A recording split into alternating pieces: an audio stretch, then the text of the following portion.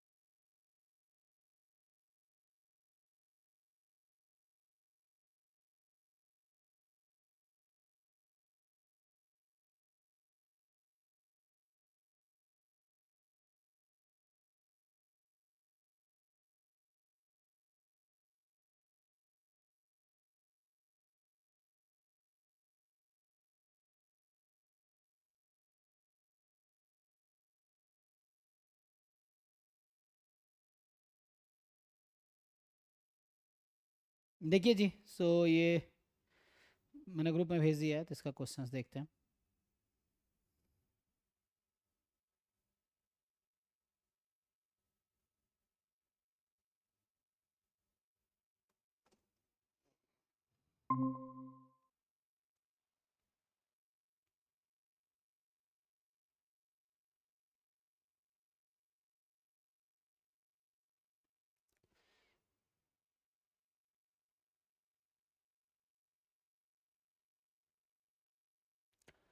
चलिए 49 से स्टार्ट करते हैं। तो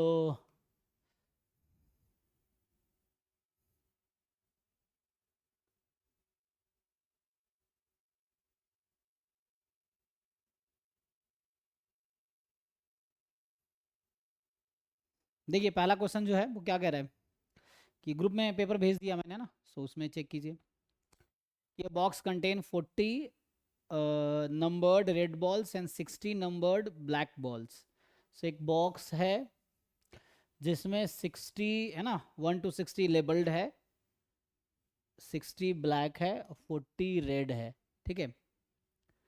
from the box balls are drawn one by one at random without replacement till all the balls are drawn. अच्छा, एक एक बॉल आप ड्रॉ कर रहे हैं without replacement till all the balls are drawn, then the probability that the last ball drawn is black equals। तो पूछ ये रहा आपसे कि आप एक एक बॉल ड्रॉ कर रहे हैं, है ना, विदाउट रिप्लेसमेंट, तब तक कि सारे बॉल बाहर ना आ जाए। तो पूछ रहा है क्या प्रोबेबिलिटी है कि लास्ट बॉल ब्लैक होगा। बताइए, आप लोग पहले ट्राई कीजिए। So last ball is black, इसकी क्या प्रोबेबिलिटी है?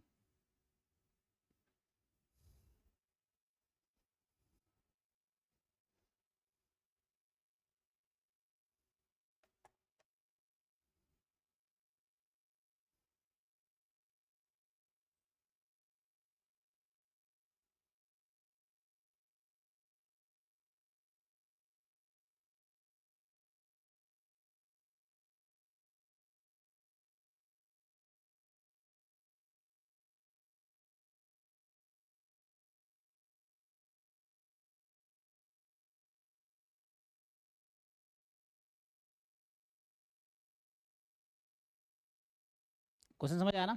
ट्राई करके देखो क्या आंसर आना चाहिए, फिर मैं सॉल्व करता हूँ।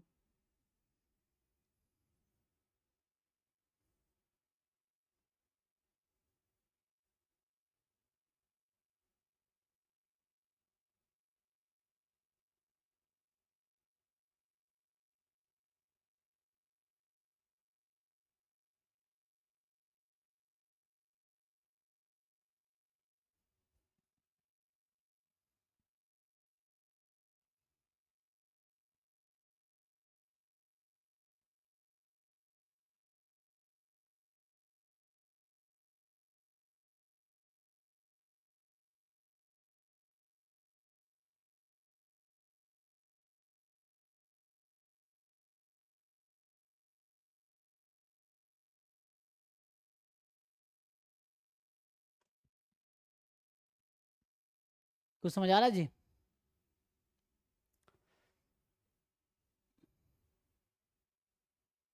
मान लीजिए लास्ट बॉल ब्लैक बॉल, अगर बोलता फर्स्ट बॉल ब्लैक है तो आप क्या बोलते हैं? इंस्टेड ऑफ लास्ट बॉल अगर ये आपसे पूछता कि what is probability of first ball is black, तो ये तो आप इजिली बता सकते हैं।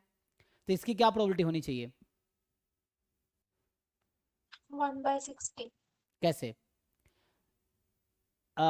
एक बॉल ड्रॉ किया और ब्लैक होने का क्या चांस है? What are the favourable choices of black? कितने हैं ब्लैक टोटल? हम एक बॉक्स में तो 100 है ना, तो फेवरेबल चॉइसेस तो मेरा 60 है। ऐसा नहीं होगा, बिकॉज पहला बॉल ब्लैक होना चाहिए। सो ब्लैक 60 है टोटल, मुझे एक ब्लैक चाहिए। There are 60 favourable choices out of total 100 choices. तो ये आ जाएगा 60 आउट ऑफ 100। तो इसको सिंप्लीफाई करेंगे कितना आएगा? 6/10 मतलब 2 से कैंसिल करेंगे 3/5। सो फर्स्ट पूछे या लास्ट पूछे उससे कोई यहाँ पे फर्क नहीं पड़ेगा। सेम ऐसे आप प्रोसेस रिवर्स कर दो, मतलब कि पहला बॉल कुछ भी हो सकता है, रेड या ब्लैक, इस तरह से। लास्ट बॉल में क्या है कि कोई भी हो सकता है आउट ऑफ दिस 60। तो कहने का मतलब ये है इसका आंसर भी सेम ही होगा, 6/10 3/5। अगर ये पूछता कि क्या प्रोबेबिलिटी है सेकेंड बॉल ब्लैक होगा, स्टिल आंसर यही होता। ऐसा, क्योंकि कुछ भी हो सकता है ना, हमें सेकेंड के बारे में सोचना है। तो second is 1 out of this, बस पूछना ब्लैक कितने, तो ब्लैक फेवरेबल है 60 आउट ऑफ 100। तो ये चीज़ है। सो पहला हो या लास्ट हो उससे कोई फर्क नहीं पड़ेगा।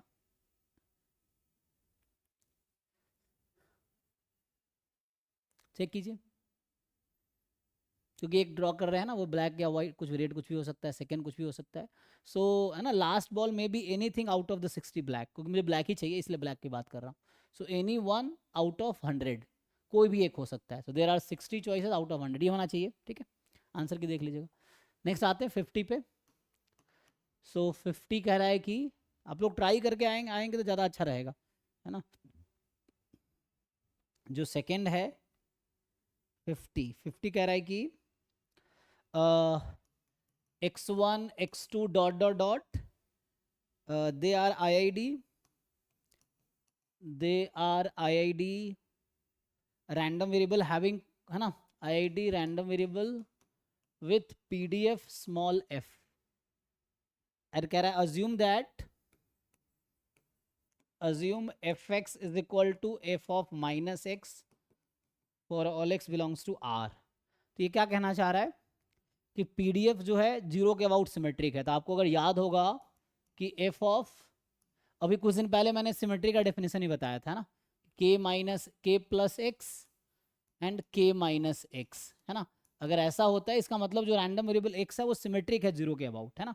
तो it is symmetric about zero, actually ये कहना चाह रहा है। तो सिमेट्रिक अबाउट जीरो है तो इफ मीन एग्जिस्ट तो मीन जीरो होगा, मीडियन जीरो होगा, और यूनी मॉडल है तो मोड भी जीरो होगा। एनीवे ये गिवन है आपको। तो which of the following statement is correct, ऐसा पूछ रहा है कि कौन सा स्टेटमेंट करेक्ट है। तो जो पहला ऑप्शन है ए आपके पास, ये है कुछ ऐसा, एक्स बार ही तो है, X bar converges in probability to zero. B कह रहा है X bar converges almost surely to zero. C कह रहा है, अब सी में इस तरह से है प्रोबेबिलिटी, तो अगर मैं इसको ठीक से लिखूं तो ये कुछ ऐसा है, √n से अगर मैं मल्टीप्लाई कर दूं तो हो जाएगा एक्स बार, है ना, less than zero is converges to one, है ना, ये बोल रहा है कन्वर्जेस टू हाफ। तो इसका मतलब कहना ये चाह रहा है कि अगर इसको ठीक से लिखें हम, so they want to tell you, देखो पहले आप खुद ट्राई करेंगे तो आपको आइडिया मिलेगा कि या तो आप खुद आंसर निकाल लेंगे, नहीं तो सीखेंगे। सो दिस इज हाफ, ये बोलना चाह रहा है। एंड डी ऑप्शन कह रहा है कि summation x i has same distribution as this. कह रहा है summation x i from 1 to n is identically distributed with summation -1 की power i into x i from 1 to n। बताइए इनमें से क्या सही होगा। तो 2 मिनट खुद सोचो, जो भी आपको आता है, जितना आता है उसी के बेसिस पे ट्राई करके देखो कि क्या आंसर होना चाहिए, है ना। एंड देन डिस्कस करते हैं। ये इन्फॉर्मेशन है आपके क्वेश्चन में।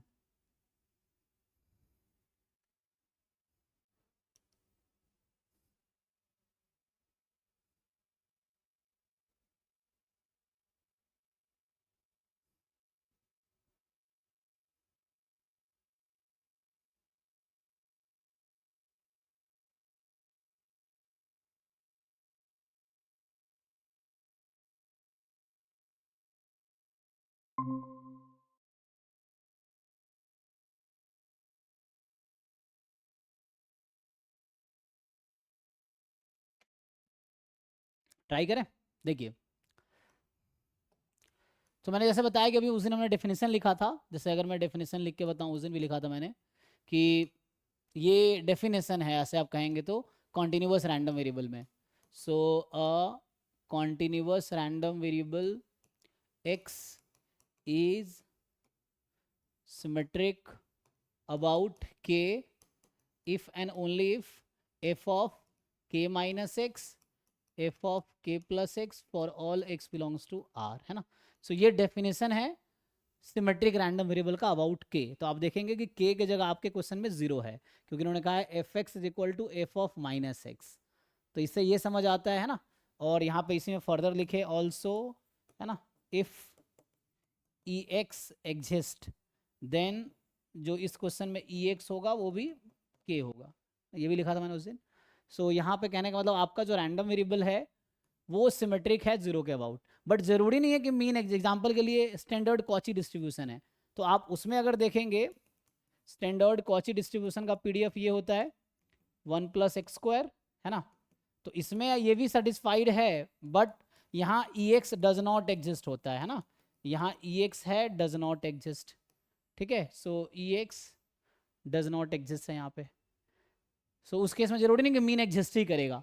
तो जैसे एक्स बार, ये पता है ट्रू कब होता, ये ई एक्स 0 होगा, लेकिन हाउ डू यू नो कि मीन इज 0? तो ये काउंटर एग्जाम्पल है। तो ये ऑप्शन क्यों फॉल्स है ये दोनों? आपको लगेगा कि नहीं weak law of large number से ये ट्रू है, strong law of large number से ये ट्रू है, ऐसा आपको लगेगा। लेकिन ट्रू होता कब? अगर इस क्वेश्चन में एक जगह लिख दिया, तो कहीं एक लाइन इंक्लूड कर देता कि मीन एग्जिस्ट, तो ए ट्रू हो जाता, बी ट्रू हो जाता। सिमेट्रिक 0 के अबाउट होने का मतलब ये नहीं कि मीन 0 है। मीन 0 तब होता if it is, if mean exist, है ना। तो जैसे एग्जांपल मैंने दिया आपको, ये स्टैंडर्ड कॉची डिस्ट्रीब्यूशन है, ये सिमेट्रिक है 0 के about, but mean does not exist, E X does not exist. तो सिमेट्रिक में तो ये होगा ही नहीं। तो ये 0 जो है एक्सपेक्टेशन जरूरी नहीं है होगा, मतलब हो सकता है कि इस केस में यही एग्जाम्पल है। सो यहाँ E X does not exist, तो weak law of large number will not work. क्यों? क्योंकि ई एक्स एग्जिस्ट नहीं करता। Strong law of large number will not work. और यहाँ लगा लो central limit theorem, central limit theorem भी वर्क नहीं करेगा। क्यों?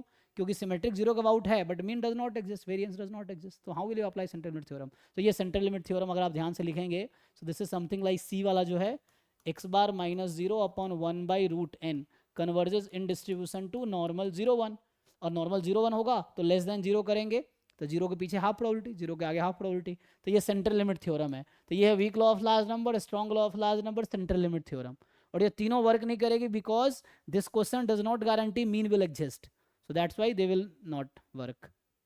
ठीक है, तो ये काउंटर एग्जाम्पल है, तो ऑब्वियसली एक ही बच गया। लेकिन ये जरूर इंप्लाई कर रहा है, इसी को मैं अगर लिखूं तो इसका मतलब ये पीछे लिखा था ना कि k minus x is identically distributed with x minus के, है ना। इसका ये मतलब होता है, यहाँ पे आप लिख सकते हैं कि x is identically distributed with minus x. तो ईच एक्स आई आइडेंटिकली डिस्ट्रीब्यूटेड है माइनस एक्स आई के साथ। तो यहाँ पे हो क्या रहा है, ये x1 x2 xn है, यहाँ x1 minus x2 and so on, इस तरह से। तो क्या होगा, x1 आइडेंटिकली डिस्ट्रीब्यूटेड x1 के साथ है, x2 जो है आइडेंटिकली डिस्ट्रीब्यूटेड माइनस x2 के, अच्छा यहाँ पे माइनस x1 से स्टार्ट होगा प्लस x2 ना, इस तरह से। मतलब जो भी है, कहने का मतलब ये है, मतलब ऑल्टरनेट, यहाँ साइन ऑल्टरनेट है ना, कोई दिक्कत नहीं है।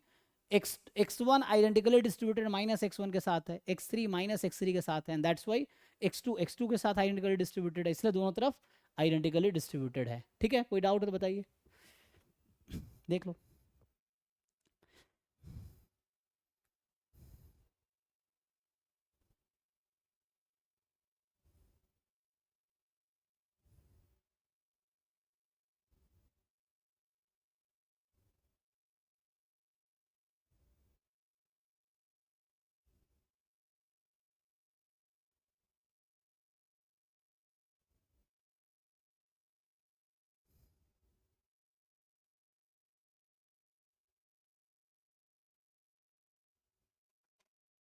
नेक्स्ट। हाँ, ये क्वेश्चन थोड़ा ट्रिकी हो गया इन द सेंस कि अगर आप किसी को लगेगा कि नहीं है ना मीन 0 ही होगा तो सारे ऑप्शन ट्रू दिखेंगे आपको फिर उस केस में, है ना, इसको देखेगा चारों ट्रू है, लेकिन चारों ट्रू नहीं होगा यहाँ पे क्योंकि mean may not exist and that's why ABC is false, because weak law of large number, strong law of large number, central limit theorem, ये तीनों आउट हो जाएगा। और ये ट्रू है बिकॉज ऑफ दिस थिंग, है ना। ईच xi आइडेंटिकली डिस्ट्रीब्यूटेड होगा xi के साथ,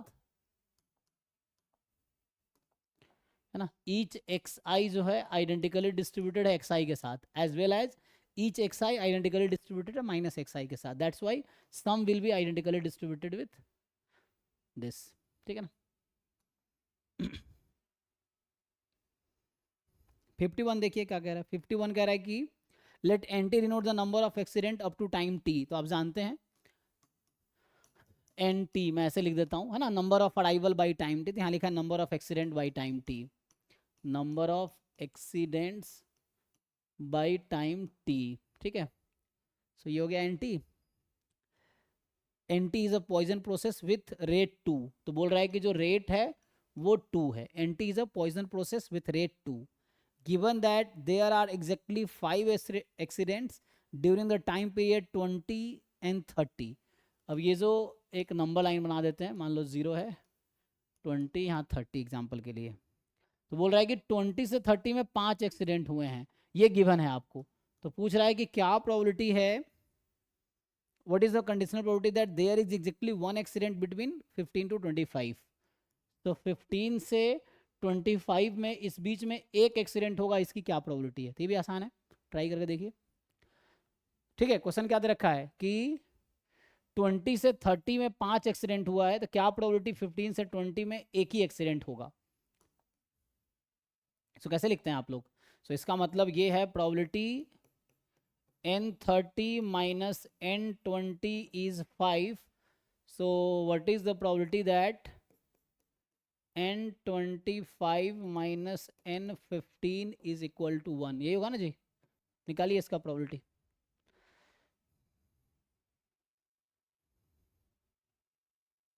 ये जो क्वेश्चन में गिवन है तो उसके 1 होने की प्रोबेबिलिटी क्या है, what is probability exactly 1 accident during the time period. इसको सॉल्व करके आप लोग ट्राई कीजिए क्या ऑप्शन आएगा।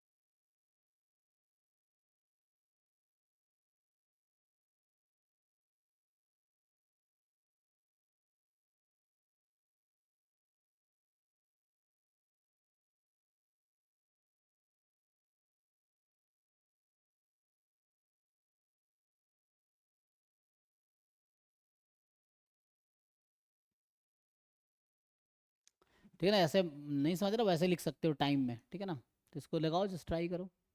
इसका मतलब है कि 15 से 25 में एक्सीडेंट होने की क्या प्रोबेबिलिटी, अगर 20 से 30 में 5 एक्सीडेंट्स हुए हैं, या एक्सीडेंट को अराइवल ले सकते हो कि देयर आर, है ना, 20 to 30 में 5 अराइवल्स हैं, तो what is the chance of, है ना, नंबर ऑफ अराइवल 15 20 में 15 से 25 में एक अराइवल होगा। सो ये दो का इंटरसेक्शन है, 15 से 20, 20 से 25, अच्छा यूनियन है ना।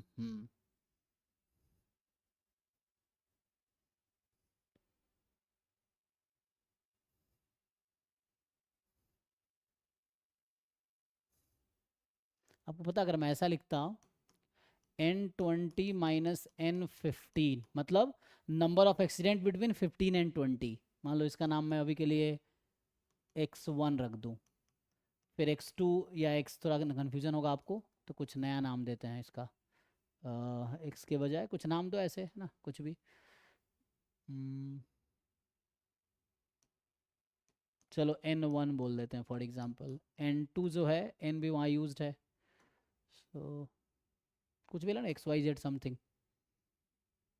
चलो Y1, Y2 है N25 टू N20, Y3 है N20 15 15 20 है ना, यहाँ पे N30 माइनस N25।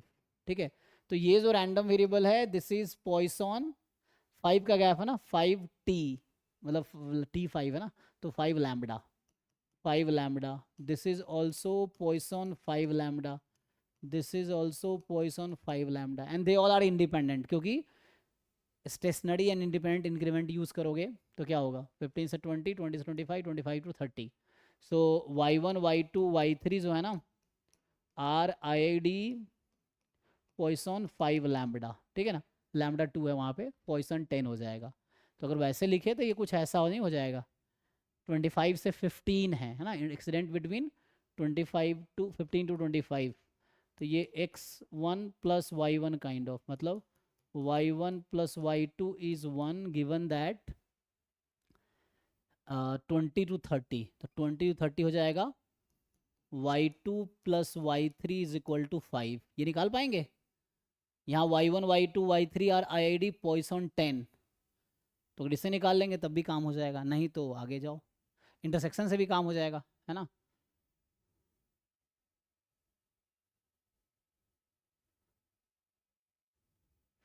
नहीं तो इतना नहीं करना है तो मैं लैंग्वेज में लिखता हूँ, है ना। सो ये था कि वन एक्सीडेंट या one arrival in interval 15 to 25 given that 5 accident in 20 to 30, यही है। सो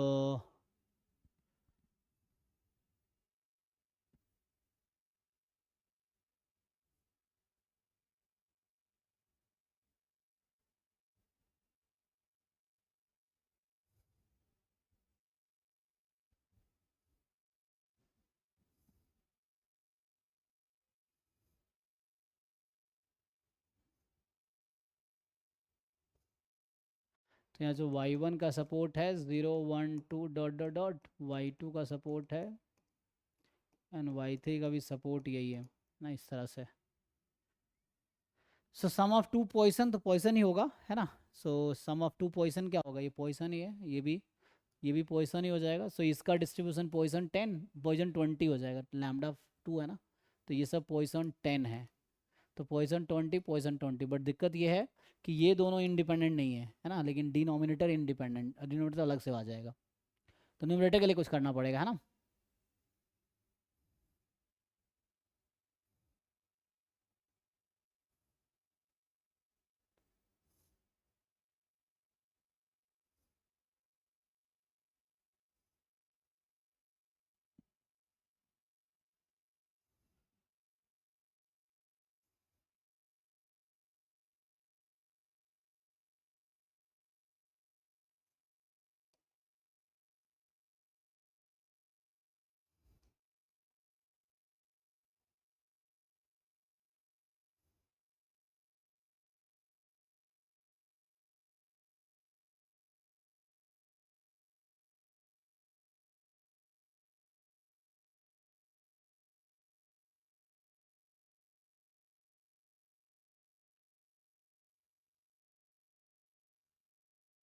निकाल पाओगे, देखो जैसे भी सॉल्व करना है करो। सो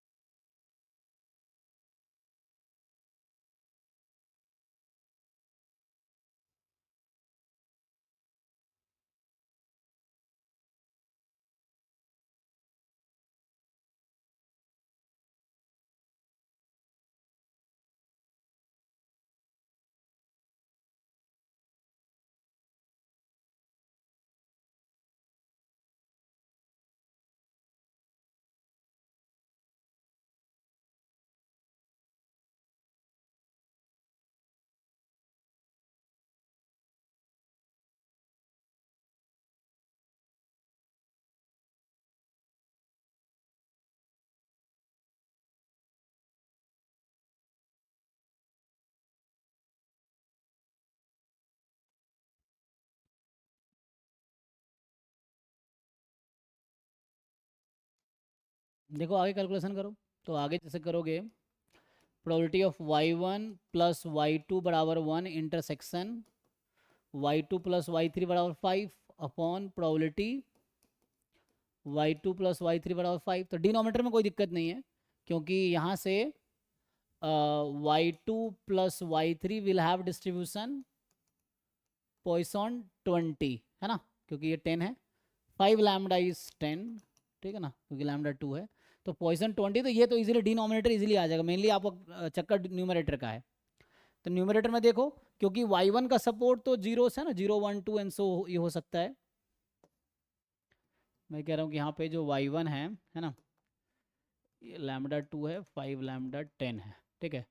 तो y1 कैन टेक वैल्यू 0 और 1, y2 कैन टेक वैल्यू 0 और 1। तो इसमें क्या क्या पॉसिबिलिटीज़ है वो पूरा लिख लो, काम हो जाएगा। तीनों की इंडिपेंडेंट है ना।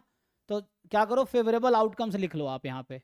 Just write the favourable outcomes. So मगर ऐसे लिखूँ कि क्या क्या हो सकता है, कि y1 अगर 0 हो, y2 1 हो, एक ये पॉसिबिलिटी है, और y2 जब 1 है तो y3 को 4 होना पड़ेगा। जस्ट न्यूमरेटर को लिख रहा हूँ अभी मैं। प्लस एक ये पॉसिबिलिटी है 0 1 4, और जो भी पॉसिबिलिटी है उसको लिख लो, उससे काम हो जाएगा। दूसरा हो सकता है कि y1 1 हो, y2 0 हो एंड y3 बराबर 4 हो, यही पॉसिबिलिटी है। और कुछ है, क्योंकि ये y1 का सपोर्ट है 0 1 2 डॉट डॉट डॉट, y2 का सपोर्ट भी है 0 1 2 डॉट डॉट डॉट, y3 का सपोर्ट भी है। तो y1 y2 1 होना चाहिए। तो इसमें एक ही पॉसिबिलिटी, एक 0 होगा एक 1 होगा, इससे हो रहा है। तो एक 0 एक 1 होगा। अब y2 जो भी लेगा उसके अकॉर्डिंग यहाँ आ जाएगा। अगर y2 आपने 1 रखा तो यहाँ गलती हुआ ना लिखने में, यहाँ देखो यहाँ गलती हुआ है। y2 1 है तो y1 0, y2 1, तो y3 यहाँ 4 हो गया। और जब यहाँ y1 1 है, y2 0 है, तो ये y3 तो 5 ही रहेगा ना, 5 ही रहेगा। इसको अगर सॉल्व करो, और कुछ पॉसिबिलिटी है जो आपको लग रहा है, देख लो और कुछ हो सकता है y1 y2 y3 में जो वो सेटिस्फाई करे, बस इसको सॉल्व कर लो। और डिनोमिनेटर तो इजी है कि y1 प्लस है ना y2 प्लस y3 बराबर 5, ये पॉइसन 20 हो जाएगा। और पॉइसन 20 में e की पावर माइनस 20 की पावर 5 अपॉन 5 फैक्टोरियल, ये डिनोमिनेटर है। और न्यूमरेटर निकालने के लिए सॉल्व करो अलग अलग, क्योंकि y1 y2 y3 तो इंडिपेंडेंट है, तो अलग अलग कर दो इसको। तो y1 बराबर 0, e की पावर माइनस 10, क्योंकि y1 पॉइसन 10 है, 10 की पावर 0 अपॉन 0 फैक्टोरियल, e की पावर माइनस 10, 10 की पावर 1 अपॉन 1 फैक्टोरियल, एंड यहाँ से आ जाएगा e की पावर माइनस 10, 10 की power 4 upon 4 factorial.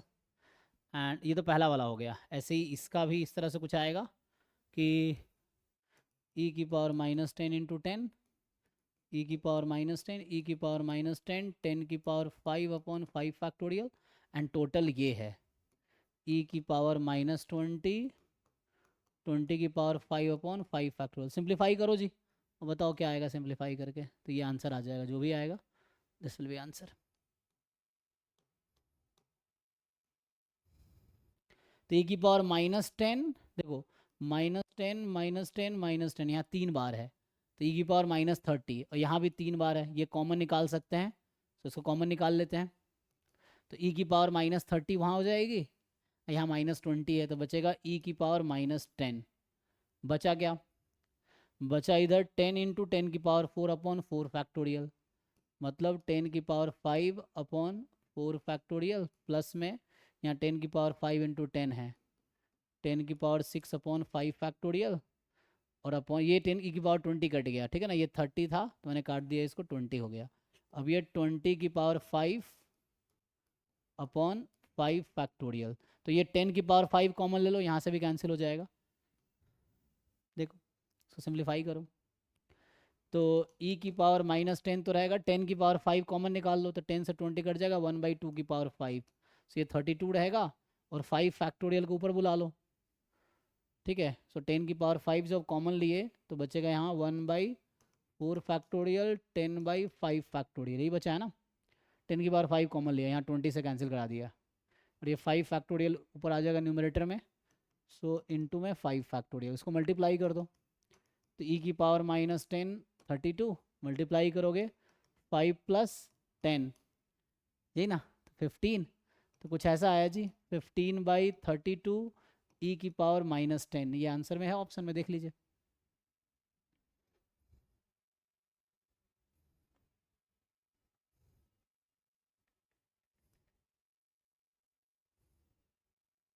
A option ही है ना, ये फर्स्ट ऑप्शन ही है, ए फर्स्ट वन वाला है ना, तो ए मतलब पहला ऑप्शन ही है। ठीक है, देख लीजिए। सो ऐसे मुश्किल तो नहीं था, बस कैलकुलेशन था यहाँ पे। तो हमने ब्रेक किया इंटरवल्स में कि number of arrival in 15 to 20, 20 25, 25 30, तीन पार्ट में ब्रेक कर दिया। और चूंकि दे आर डिजॉइंट इंटरवल्स, तो स्टेशनरी इंक्रीमेंट और इंडिपेंडेंट इंक्रीमेंट, ठीक है ना, सो उससे हो जाएगा। स्टेशनरी इंक्रीमेंट मतलब आई, उसकी वजह से आई हो गया, और इंडिपेंडेंट है बिकॉज ऑफ इंडिपेंडेंट इंक्रीमेंट। ठीक है, 52 देखो।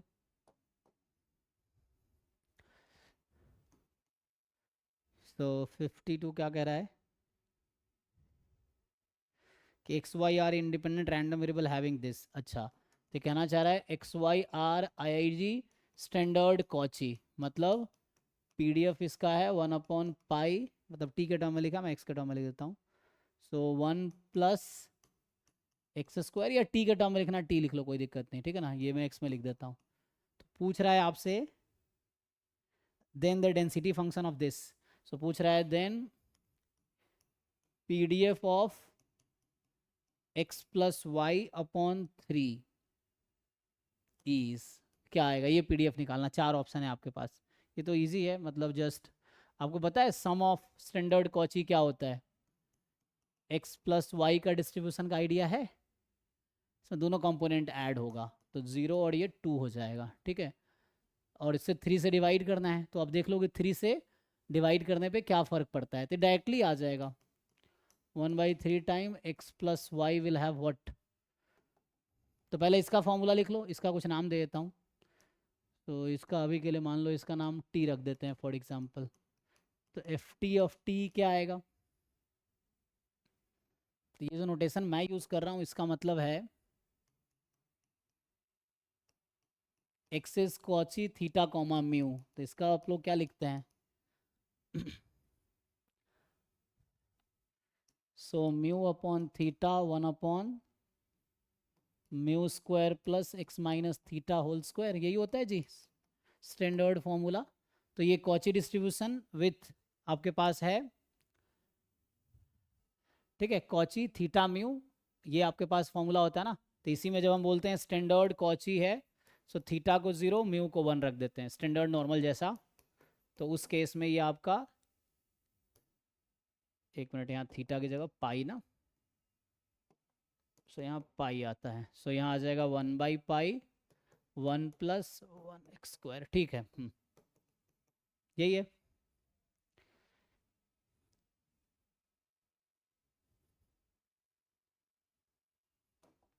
अब ये बोल रहा हूँ कि जैसे हमने कहा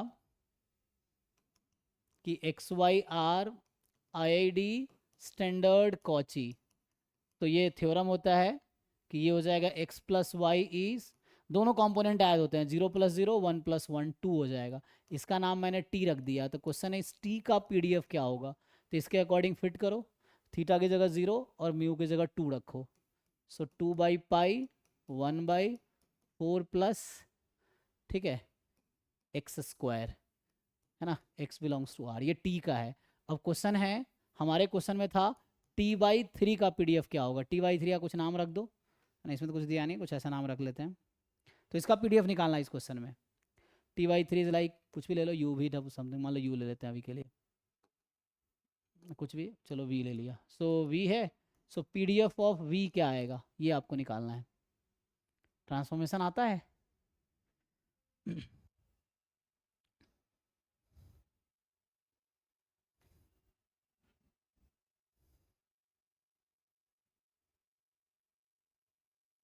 निकाल के बताओ भाई कोई। अगर t का पीडीएफ ये है, तो क्या आप जानते हो how to find PDF of t/3?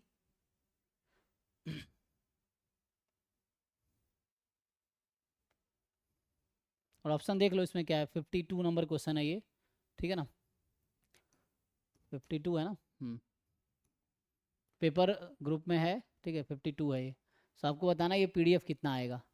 एक और थ्योरम होता है ना मोनोटोनिक फंक्शन के लिए, कि मान लो y is g of x and this is monotonic, तो क्या फॉर्मूला होता है, PDF of y is equal to PDF of x into dx/dy, यही तो होता है, ये लगा लो, अप्लाई दिस फॉर्मूला।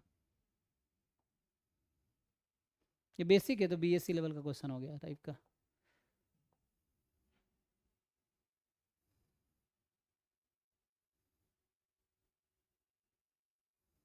कर पाओगे? ये फॉर्मूला लिख दिया मैंने ना, तो x की जगह मान लो t है यहाँ पे, तो जी एक्स टी बाई 3 है।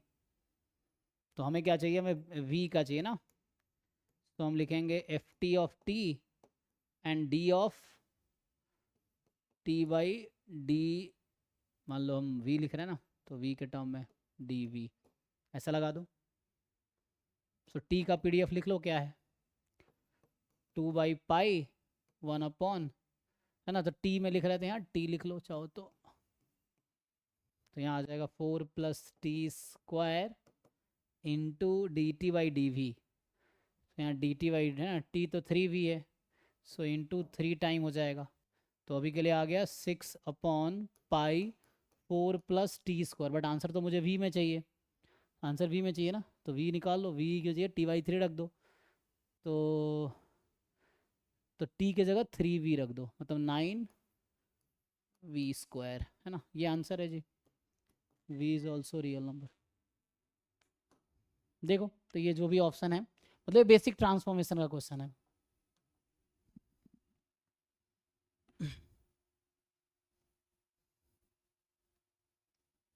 तो 9t² दो ही ऑप्शन में, ए और सी में, है ना।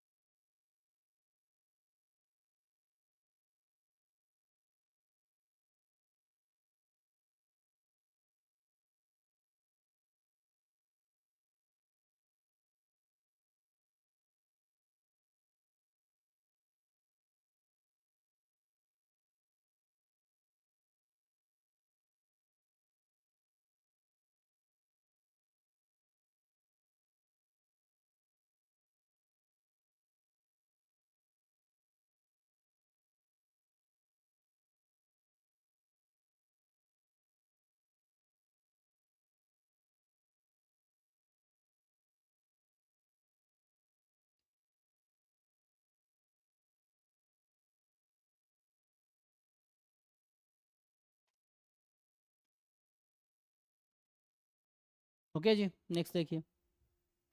सो नेक्स्ट क्या है? 53। 53 कह रहा है कि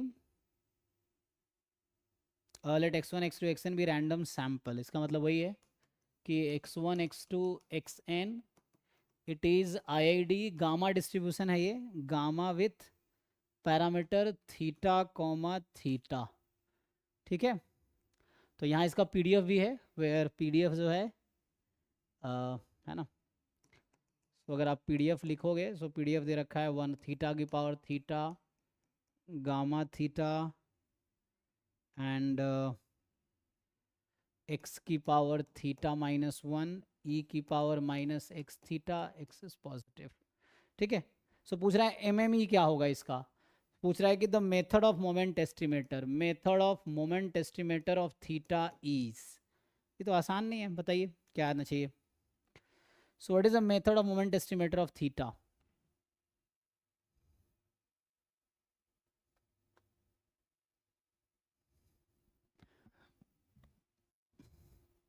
तो क्या करते हैं आप लोग मेथड ऑफ मोमेंट एस्टिमेटर में? ई एक्स बराबर एक्स बार, एक ही पैरामीटर है ना, तो ये आ जाएगा, लेकिन इससे कुछ बनेगा? तो इसका मीन कितना आएगा यहाँ से? सो इससे एक्सपेक्टेशन कैलकुलेट करो, तो जो ई एक्स आपको मिलेगा कितना होता है जी इस बीटा की पावर अल्फा वाले में, 1 होगा ना सर, तो ये थीटा 1 हो बाई थीटा। जाएगा, तो यहाँ से आ जाएगा 1 बराबर एक्स बार। तो इससे क्या हुआ कि ये फर्स्ट मोमेंट आपको कुछ आंसर नहीं दिया है ना, सो हमें क्या करना होता है, then we have to use the next moment. So next moment में क्या करते हैं आप, E X square is equal to 1/n summation x i square, ये कर सकते हैं आप। ई एक्स स्क्वायर कितना होगा जी, निकालो। सो नेक्स्ट है ना मेथड में यही करते हैं, so you just solve this.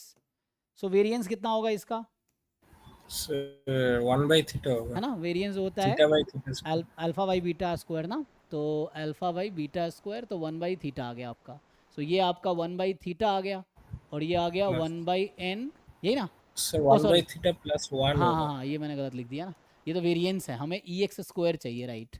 तो ई एक्स स्क्वायर जो आएगा सिग्मा स्क्वायर प्लस, है ना, sigma square plus mean square. Okay, so ठीक है, हाँ वो ये आ गया ना।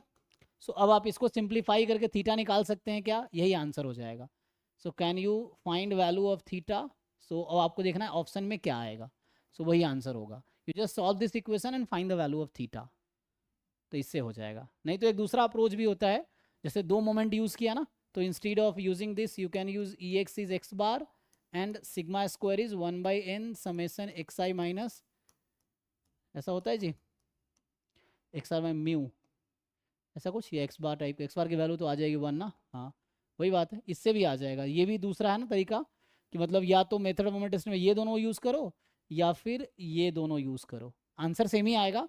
यूज दिस वन और use this one, they will give you same answer, check करके देखो। तो इससे अगर आप सॉल्व करेंगे थीटा क्या आएगा ये आपको देखना है, तो 1 उधर ले जाओ, तो -1, तो -n/n कर सकते हैं, और फिर इसको ज़रा सिंप्लीफाई करके देखो जी कितना आता है,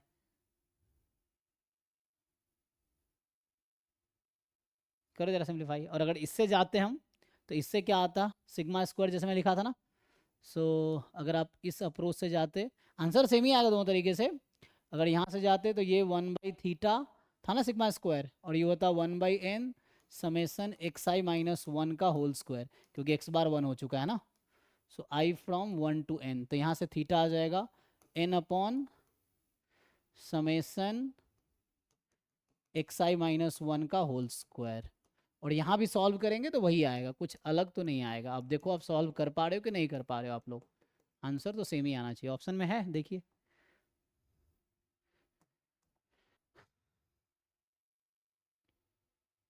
अच्छा लेकिन यहाँ पे तो 1 नहीं लिखा ना, ओ दिक्कत ये है कि ऑप्शन में ही घुमा दिया है, जो सेकेंड ऑप्शन है उसमें 1 लिखा है और थर्ड ऑप्शन में एक्स बार लिखा है। तो एक मिनट, तो मुझे ना फर्स्ट मोमेंट को यूज़ नहीं करना होगा यहाँ पे ऑप्शन के हिसाब से कि करेक्ट आंसर क्या है, तो यहाँ गलती होगा, ये बी ऑप्शन आ गया होगा मेरा ना, लेकिन ऑफिशियल आंसर में आई थिंक ए दिया होगा, बिकॉज ऑफ, सॉरी ए कह रहा हूँ, सी दिया होगा ना शायद, हाँ सी दिया होगा। कौन सा क्वेश्चन है 53 ना, देखो एक बार आंसर की, तो यहाँ थोड़ा सा कन्फ्यूज़न है ना। तो इससे निकालोगे तो instead of 1 what they want you to write, don't write 1 because theta is unknown ना, लेकिन मीन तो 1 है, लेकिन x bar you don't know, है ना, एक्स बार जो ऑब्जर्व वैल्यू तो है नहीं तुम्हारे पास। सो इसीलिए instead of writing 1 they will expect you to write X bar, ठीक है ना। सो इंस्टेड ऑफ राइटिंग 1, क्योंकि ये तो यूज़ नहीं करेंगे हम लोग, तो they will expect you to write X bar, देखो जी, तो 1 के बजाय वो एक्स बार लिखा होगा, जैसे यहाँ एक्स बार लिखा ना मैंने, मतलब कहना मतलब यही यूज़ करना है, तो आंसर एक्स बार के टर्म में आएगा। सो 1/थीटा is 1/n summation x i minus X bar square, तो यहाँ से थीटा की वैल्यू आ जाएगी n summation x i minus X bar का square. So instead of writing 1 you have to write X bar, ठीक है,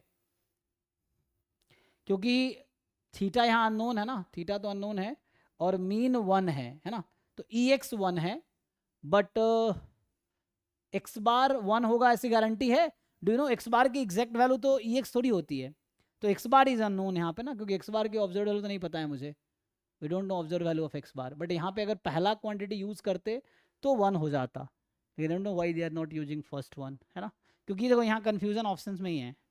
जो ऑप्शन बी है,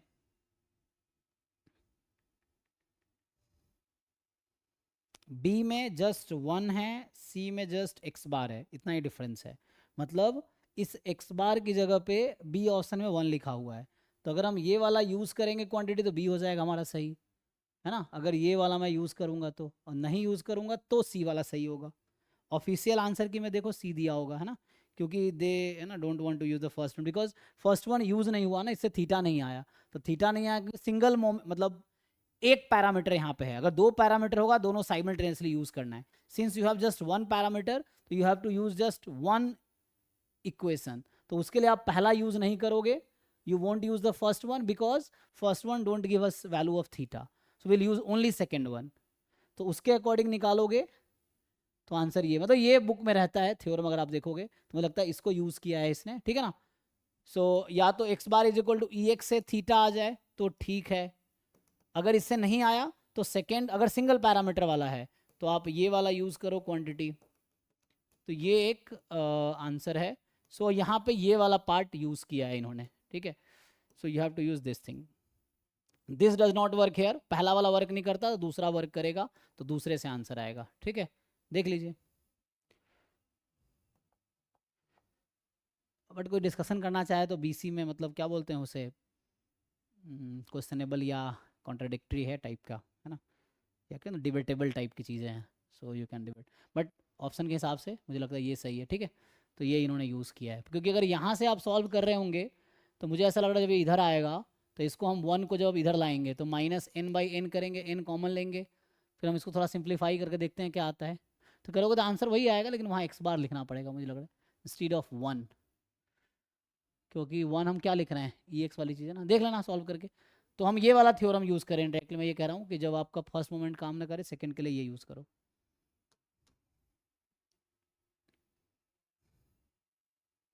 फिफ्टी फोर देखो जी, 54 आपका कह रहा है कि x1 x2 xn random sample है फ्रॉम, ये क्वेश्चन देखोगे तो जैम में भी आ चुका है सेम क्वेश्चन। सो मतलब इस तरह के यहाँ पे है, जिसका पीडीएफ है e की power -x minus theta x more than equal to theta, तो मोर देन थीटा ये है, and zero otherwise truncated exponential, है ना। सो ये है ट्रंकेटेड एक्सपोनेंशियल डिस्ट्रीब्यूशन। अब द कोई confidence coefficient of confidence interval, ये पूछ रहा है कि एक कॉन्फिडेंस इंटरवल आपको दिया है, first order statistics minus ln 4/n to first order statistics plus ln 2/n।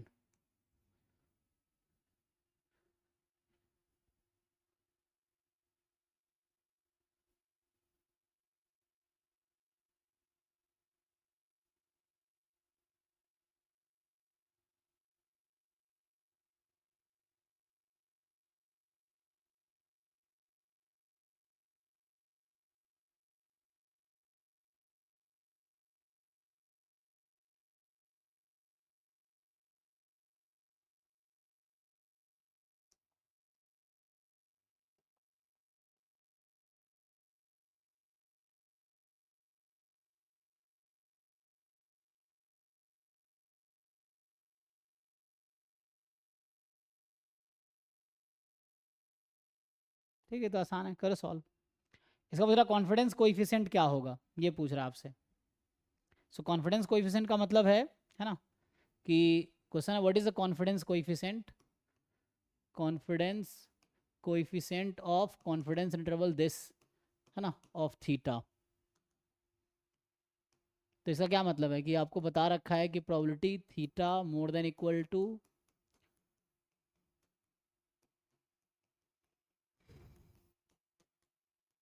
ये मान लो 1 माइनस अल्फा है, so what is that 1 minus alpha, यही निकालना है आपको कि 1 माइनस अल्फा क्या है ना, ये प्रोबेबिलिटी क्या है, ये आंसर होगा। सो आपको यही आंसर निकालना है। कॉन्फिडेंस कोएफिशिएंट मतलब what is this probability, can you calculate this probability, निकालो।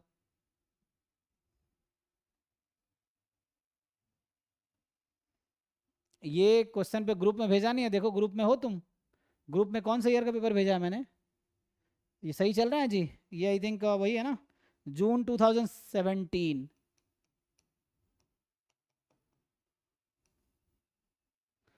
सी ग्रुप, ग्रुप में क्वेश्चन पेपर भेजा हुआ तो है शायद। Check it.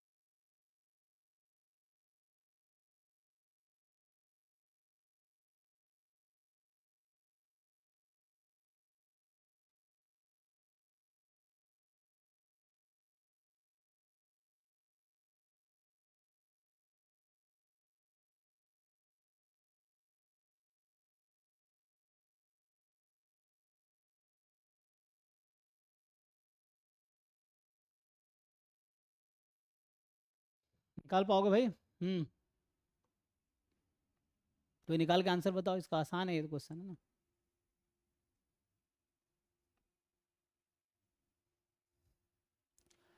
इसमें क्या है कि जो xi है ना, अगर आप यहाँ से देखेंगे तो जो एक्साइज हैं, xi माइनस थीटा जो होगा दैट इज एक्सपोनेंशियल 1। तो first order statistics minus theta exponential n, ये हो जाएगा। तो इसका डिस्ट्रीब्यूशन निकाल लो। एंड अगर मैं इसका नाम मान लो अभी के लिए t रख दूं, तो PDF ऑफ t हो जाए exponential with rate n, n e की power nt t more than 0, ये आ जाएगा। अगर CDF ऑफ t यूज़ करना चाहो तो आ जाएगा 1 माइनस ई की power minus nt t more than 0। तो ये है क्या बोलते हैं इसे, हिंट टाइप का है। अब इसको यूज़ करो, this is kind of hint.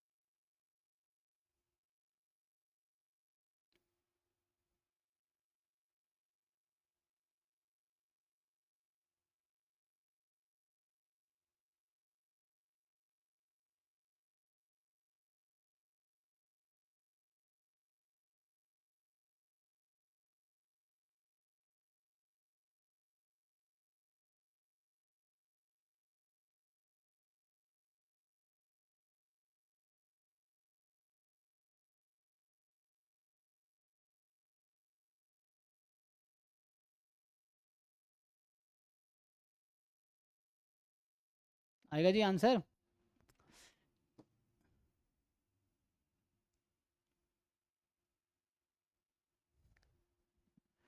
Simple है ना, यहाँ से क्या करोगे, इसको तुम घटा लो। So theta minus first order statistics.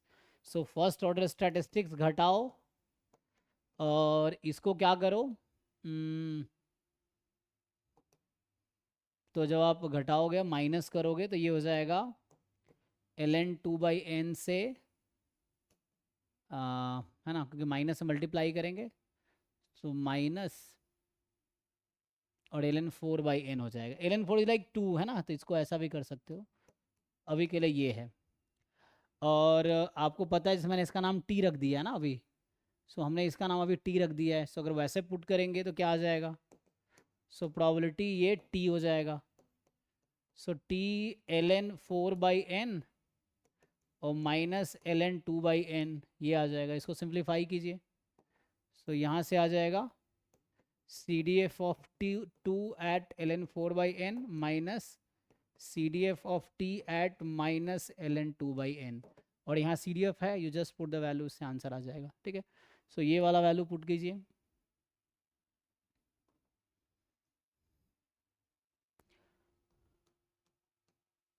सो अगर पुट करेंगे तो क्या आएगा, तो 1 माइनस है ना, से 1 माइनस e की पावर माइनस n और t की जगह ln 4/n minus 1 minus e की पावर माइनस n, t की जगह माइनस ln 2/n, तो n कैंसिल, यहाँ n कैंसिल, 1 1 भी कैंसिल हो जाएगा है ना, ये -1 + 1 कैंसिल, ये प्लस में आएगा, सो e की power minus minus plus ln 2, तो आ जाएगा 2 माइनस, यहाँ से e की पावर है ना 1/4, नहीं तो ज़्यादा हो गया, प्रोबेबिलिटी तो 1 0 से 1 के बीच आना चाहिए। चेक करो कहीं मिस्टेक हुआ है या लिखने में गलती किया मैंने।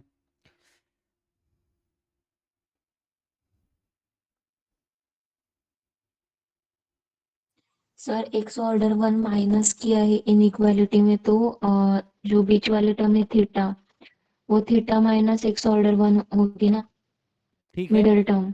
फिर मैंने माइनस से मल्टीप्लाई किया तो इनइक्वालिटी चेंज हो जाएगी। हाँ आप करो कैलकुलेशन अपने तरीके से, तो पहले आप इसको इधर x1 माइनस करो, फिर माइनस से मल्टीप्लाई करो, तो इनइक्वालिटी रिवर्स होगी और ये माइनस होगा वो प्लस हो जाएगा।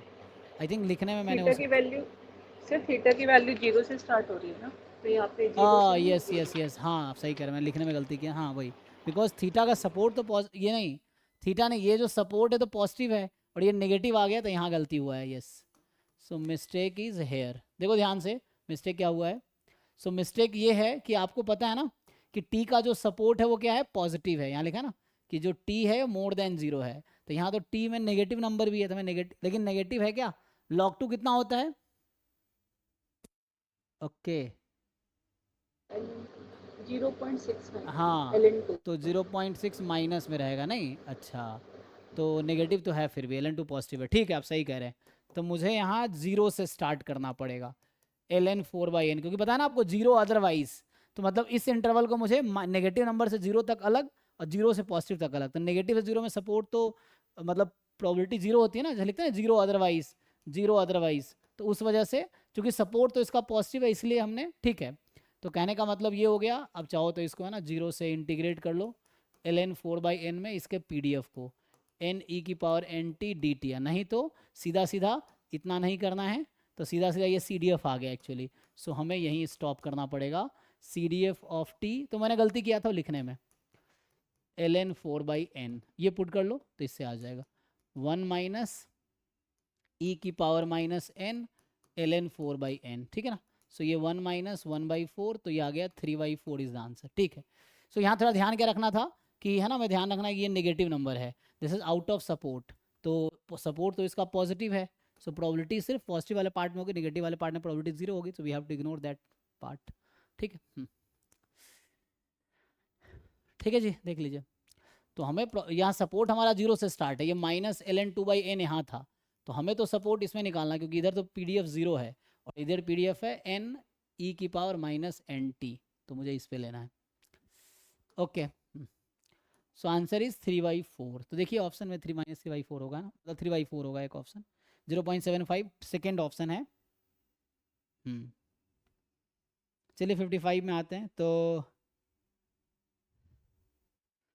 55 में पूछ रहा है आपसे, let x be a random sample from an exponential distribution with mean 1/λ, तो मीन 1/λ मतलब रेट लैम्बडा, तो x जो है रेट लैम्बडा है, lambda has a prior, so prior of lambda जो है आपके पास वो है एक्सपोनेंशियल 1, ठीक है। सो एक्सपोनेंशियल 1 है, देन पूछ रहा है आपसे then base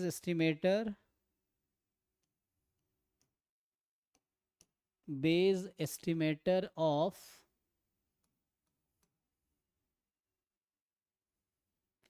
1/λ with respect to square, है ना, lambda with respect to square error loss function, ठीक है, इज, है ना। तो इसका मतलब हो गया Bayesian estimator of 1/λ with respect to square error loss function क्या होगा, दिस इज, ऑप्शन है 2/x+1 1/x x and x+1/2, ये आ जाएगा।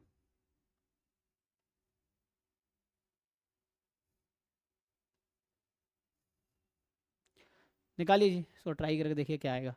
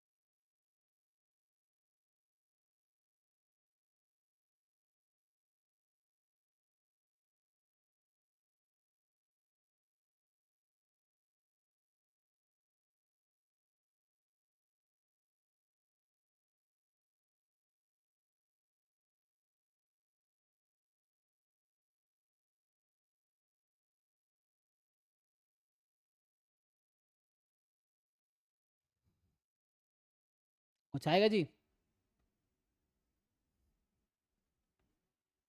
X plus one by two. तो स्क्वायर एरर लॉस फंक्शन में क्या होता है, जैसे जो पैरामीटर है उसमें क्या होता है, जो पोस्टीरियर डिस्ट्रीब्यूशन पहले आप निकालोगे,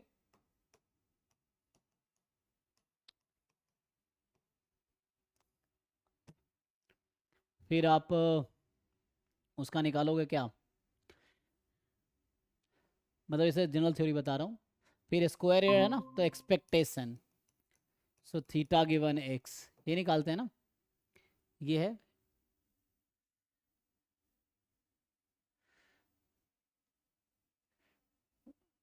तो स्क्वायर लॉस फंक्शन में ये होता है, और उसमें अगर एब्सोल्यूट एरर होता है तो मीडियन निकालते हैं। देखिए जी, उन्होंने, अंकित ने बताया आंसर, तो एक बार चेक कर लो।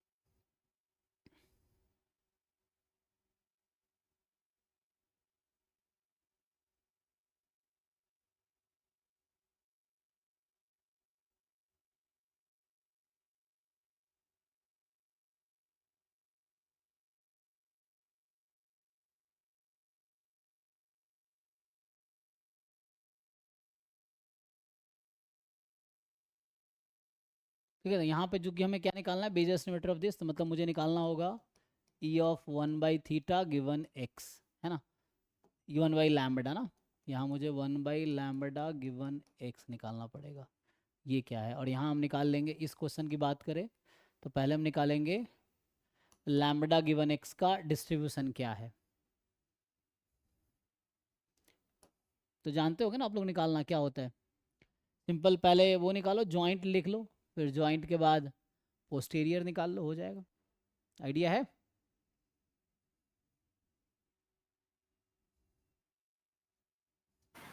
सर एक बार बता दीजिए। जी, सर जॉइंट के एक्सपोनेंशियल लैम्डा नहीं। जॉइंट क्या होगा, ना बात करें, चलिए जॉइंट हम बात करें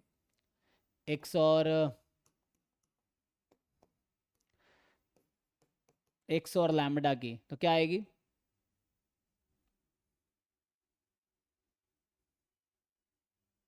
तो हमें क्या क्या पता है, लैम्बडा का पता है ना, ये जो होता है actually x given lambda kind of होता है ना, जो एक्स का डिस्ट्रीब्यूशन है। सो एफ ऑफ लैम्बडा पता है, ये पता है ना हमें, हाँ सर। पुट कर लीजिए, एक मिनट, कीड़े मकोड़े आ जाते हैं।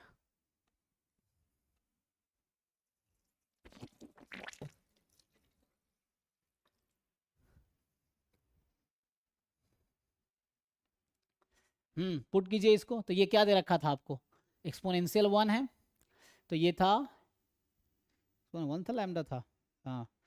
सो आई थिंक लिखने में गलती किया मैंने, नहीं, एक मिनट, क्वेश्चन में क्या था, आई थिंक लिखने में गलती हुआ है, लैम्बडा ई की power minus lambda. So prior distribution of lambda, actually question में कुछ ऐसा दिया था, प्रायर पीडीएफ, इसको ना ऐसा लिख दिया मैंने, सो ही होगा, जैसे एफ एक्स ऑफ एक्स क्या लिखते हैं, हाँ ठीक है, उससे वही आएगा। तो ठीक है, ये जो लैम्बडा का पीडीएफ दे रखा है क्वेश्चन में, जी लैम्बडा बोल रखा है, सो दिस इज लैम्बडा ई की power minus lambda when lambda E more than, ठीक है ना, यही है। सो लैम्बडा लैम्बडा के टर्म में है, ठीक है ना, जैसे हम लिखते हैं कि x इज एक्सपोनेंशियल वन, तो हम क्या लिखते हैं, x का पीडीएफ, लेकिन फिर तो e की पावर सिर्फ माइनस एक्स लिखते हैं, आई थिंक लिखने में गलती हुआ ना, ये तो सिर्फ इतना लिखते हैं ना हम लोग, लेकिन यहाँ पे तो कुछ ऐसा दे रखा है, तो मैंने गलती में लिखा, क्वेश्चन देखो अगर पेपर में ना, ये कुछ ऐसा है, लैम्बडा ई की पावर एक्सपोनेंशियल वन लिख दिया मैंने, ये क्वेश्चन में गिवन है actually. So this is lambda e की power minus lambda, lambda more than zero. So तो यहाँ से जो है लैम्बडा ई की पावर माइनस लैम्बडा, और x का एक्सपोनेंशियल लैम्बडा है, तो जब आप x का डिस्ट्रीब्यूशन, एक्सपोनेंशियल लैम्बडा की बात कर रहा हूँ, तो एक्सपोनेंशियल लैम्बडा है तो लैम्बडा ई की पावर माइनस लैम्बडा एक्स, सही ना, ऐसा होगा। तो फाइनली क्या आ गया, तो ये आ जाएगा लैम्बडा स्क्वायर ई की power minus lambda 1 plus x, यही है। और इस वाले पार्ट में आपके पास है x more then 0 lambda more then 0, दोनों यही है। अब आपको यहाँ से फाइंड क्या करना है, you have to find posterior. Posterior में क्या होगा, सो मैं एफ ही लिख रहा हूँ जस्ट, लेकिन आपको समझना अलग अलग है। यहाँ पे जी चाहो तो जी लिख सकते थे, पीडीएफ, ठीक है। तो हमें चाहिए PDF of lambda given x, तो क्या होगा, तो जॉइंट जो भी लिखा था x lambda upon marginal of x, तो इसको एफ ऑफ एक्स लैम्बडा को लैम्बडा के रिस्पेक्ट में इंटीग्रेट करना पड़ेगा।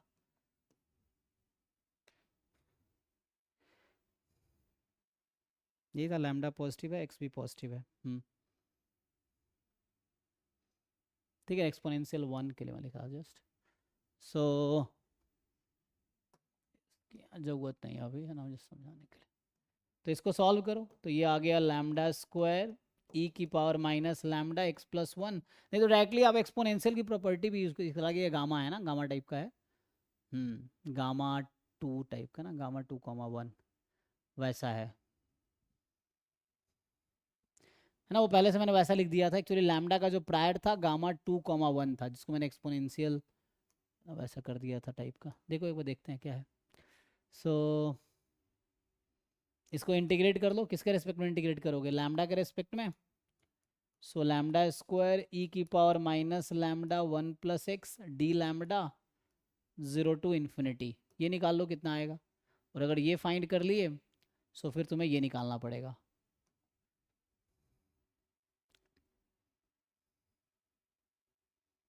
इसको इंटीग्रेट कर लीजिए। तो यहाँ तो है लैम्बडा स्क्वायर ई की power minus lambda 1 plus x, इसको इंटीग्रेट करना लैम्बडा के रिस्पेक्ट में, तो ये गामा इंटीग्रल हम लोग यूज़ कर सकते हैं, है ना। सो क्या होगा, गामा 3 जो कि हो जाएगा 2 फैक्टोरियल, मतलब 2 अपॉन 1 प्लस दिस, जैसे एक इंटीग्रल होता है ना फॉर्मूला कि इंटीग्रल एक्स की पावर अल्फा माइनस 1 ई की power minus beta x D x, ये होगा गामा अल्फा अपॉन बीटा की पावर अल्फा, ठीक है। सो ये आ गया, इसको और सिंप्लीफाई करो। सो और सिंप्लीफाई करेंगे तो यहाँ से आएगा फाइनली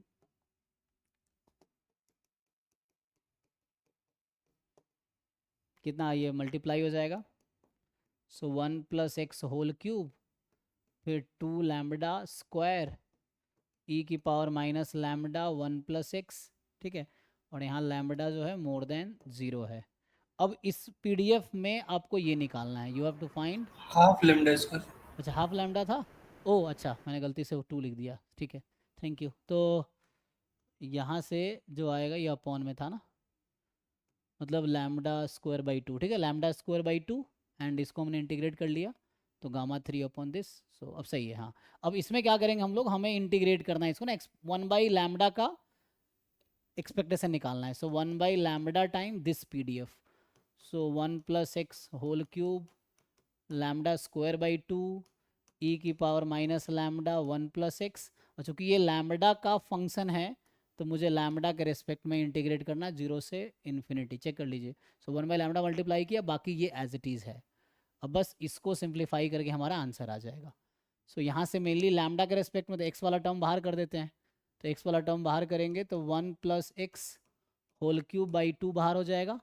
एंड अब ये 1 बाई लैम्बडा क्या करेगा, एक लैम्बडा वो खा जाएगा, तो और ये 2 बाहर हो चुका है, इस 2 को हमने बाहर कर दिया, इसको भी हमने बाहर कर दिया, तो जो सर्कल किया वो आउट हो गया। तब यहाँ बचा हुआ है लैम्बडा ई की power minus lambda 1 plus x d lambda 0 से infinity. So 1 plus x whole cube by 2, और यहाँ से ये गामा 2 माइनस 1 है, सो गामा 2 अपॉन फिर गामा इंटीग्रल लगा रहे हैं 1 प्लस एक्स का होल स्क्वायर, तो गामा 2 तो 1 ही होता है, यही वाला इंटीग्रल फिर से यूज़ किया हमने, ये जो है ना ये इंटीग्रल फिर से यूज़ किया। सो यहाँ से आ गया दिस, तो मतलब ऐसे कैलकुलेशन था, आप लोगों ने कर ही लिया था ऐसे। सो ये कट गया तो फाइनली आया 1 + x/2। देखिए जी, सो सिंपल कैलकुलेशन था इसमें कि पहले आप है ना, आपको x का डिस्ट्रीब्यूशन पता है व्हेन गिवन लैम्डा होता है। सैम्पल मतलब जब लैम्डा को पैरामीटर और कांस्टेंट माना जाता है, उस केस में मतलब parameter arbitrary constant. Then x का मतलब मैंने शुरू में गलती से ये PDF गलत लिखा था, क्वेश्चन में अगर आप देखा होगा तो क्वेश्चन में ठीक था। तो उसके बाद फिर जॉइंट आ गया, जॉइंट से लैम्डा का पोस्टेरियर है ना, ये पोस्टेरियर PDF है, this is the posterior PDF of lambda, ये है। तो जो पोस्टेरियर मीन होगा 1/λ गिवन x का, तो ये आ गया। सो दिस इज द आंसर। 55 का आंसर है फोर्थ वाला, देखो क्या है आपके पास। सो 55 का फोर्थ आंसर है, ठीक है।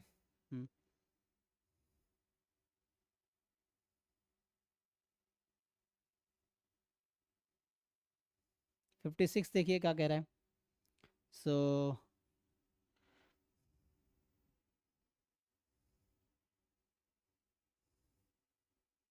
ये सिंपल लीनियर मॉडल के आई थिंक वो प्रॉपर्टी पे है नहीं। ठीक है, तो आज तो हाफ ही क्वेश्चन हुआ, अगले क्लास में इसको कंटिन्यू करते थे। आज हमने क्या किया है, सो अभी हम लोग एक्चुअली डिस्कस कर रहे थे, तो इसको नेक्स्ट क्लास में कल कंटिन्यू करते हैं, कल क्लास होगी। तो अभी हम लोगों ने जो डिस्कस किया है जून 2017 में, है ना, ये जो पार्ट बी होता है, पार्ट बी में के अंदर जो यूनिट 4 है वो देख रहे हैं, उसमें हमने क्वेश्चन नंबर 45 से क्वेश्चन नंबर 49 से 55 तक किया है, ठीक है। तो इसके आगे अगले क्लास में, आज तो ये कम क्लास हुई थी क्योंकि शुरू में वो था, सो कल इसको कंटिन्यू करते हैं, सो इसको कंप्लीट कर लेंगे या आगे करेंगे। सो जो भी रह जाता है, जो लोग सॉल्व कर रहे हैं, you keep a record of things कि क्या हुआ क्या नहीं हुआ, एंड देन आप बताओ, उसके अकॉर्डिंग हम डिस्कस करेंगे आगे, ठीक है ना। जो रह जाएगा वो हम डिस्कस करेंगे, ठीक है। अभी के लिए थैंक यू, कल मिलते हैं।